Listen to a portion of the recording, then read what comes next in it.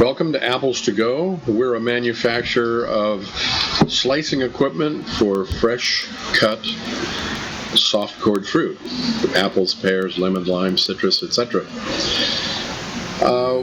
Many of the systems that we build require a conveyor because the system might have, in this case, 3 machines, and all 3 machines are producing at the same time. So a conveyor is used to move the product into antioxidant or directly toward other processing equipment. As you can see in this setup, the conveyor slides underneath all 3 machines, and it's driven by a DC drive variable speed motor. What you're looking at right now is a low speed motor running at about medium variable speed. It was running grannies and goldens, but here's a high speed motor, and you can see how fast it moves the product along. There, as I said, there's a DC drive motor that's variable speed. You turn it on, and right now it's crawling, if you can see it visually.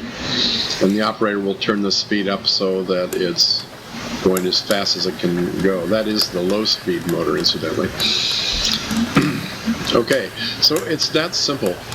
Here's the end view of that links. We use Intralox 1100 plastic lock belting.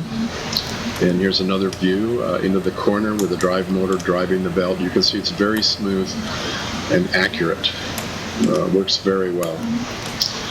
The motor controller sits by gravity on the frame, and it can be picked up and removed. Here now the operator's turning the power off so that he can remove the motor. Now notice the motor attaches by a twist lock. You simply, he just removed the key from the shaft, and now he can rotate the motor and take it off. There's 4 lugs there, and those lugs, which are really shoulder bolts, shoulder cap screws, those mount into a mounting plate, and when you twist lock, they hold in place. Alternatively, the motor can be removed and set on the control unit, and then the conveyor can be slid out. And even, in fact, one person can pick up the conveyor, one maintenance person or a production worker who needs to wash the conveyor down. You can take the conveyor off that easily, tip it up, and power wash it out. And you can remove the motor controller unit so that you can power wash the frame if you want to, for example. Now once you put the conveyor back on the machine, just slide it in the general location. You can assemble the motor controller unit and take the motor off of it. Remember now there's a key that you have to replace.